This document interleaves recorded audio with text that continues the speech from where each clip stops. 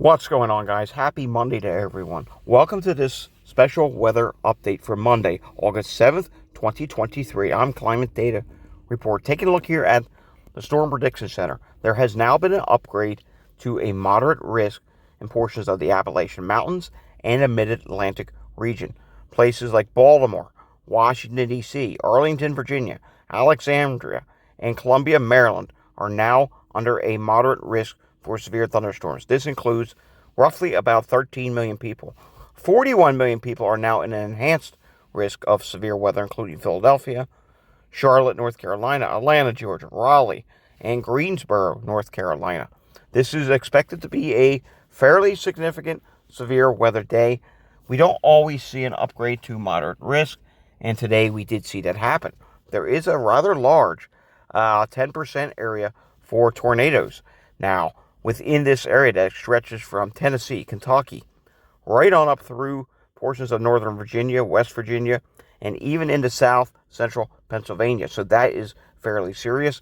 There definitely could be a few tornadoes at the onset of this system. As storms evolve, we could see some supercells form on the front end of this system before the wind threat then becomes the big player. And we are expecting to see a squall line take shape this afternoon out of the supercell thunderstorms. And you can see there's a large 45% area for wind. And within that, there is a 45% hatched area where there could be wind gusts from 60 to 80 miles per hour, as there will likely be bowing segments with this squall line. Now, with the squall line being the main player this afternoon, that doesn't mean you can't get a few spin-ups to form off this squall line. I do believe this is going to form into a QLCS, which stands for a quasi-linear convective system. Taking a look at the latest HRRR model, the 11Z here is your squall line that forms this afternoon. You can see there are some discrete cells out ahead of it. Any of those cells could be capable of producing a tornado. The wind shear is high in these areas today. There's low-level wind shear at the lower levels of the atmosphere, and it is going to be higher than normal. We are also going to see an abundant amount of instability. CAPE is going to hit near 3,000. That's the available potential energy in the atmosphere for storms. The higher that gets, the more unstable the atmosphere is. Dew points are going to surge into the 70s ahead of this system, so this is something we will really have to watch. And take a look at the HRRR model here, just northeast of Baltimore. That is a serious bow echo that it is showing for this afternoon. The best time for storms with this moderate risk is going to be between 2 and 9 p.m. 2 o'clock to the west, 9 p.m. at the coast. As the storms do get closer to the coast, we do expect them to weaken some, and look what the HRRR model does. It does weaken them rather quickly. Whether it's correct or not remains to be seen. It might be weakening it too fast. There's another aspect that I want to show you with this. See these localized pockets of heavier rainfall? There could be some flash flooding today as well.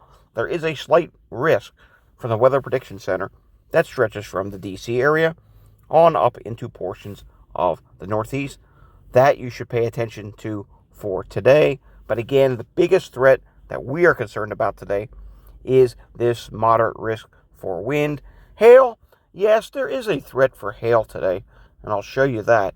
You can see here, there is a 15% area for hail, but that really is not our biggest factor. Our biggest concern is winds, and then secondly is tornadoes.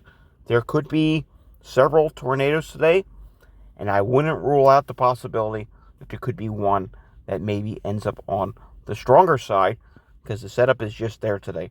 You have the wind shear, you have the high dew points, you have the instability, and really there is no question, if you are from about Baltimore on southwest, that this is looking like a pretty big storm day. Northeast of Baltimore, places like Philadelphia, a lot remains questionable as to how much clearing you see with the warm front. While it may clear, will it be enough time to really produce the instability? Earlier models were showing 2,000 to 3,000 CAPE there.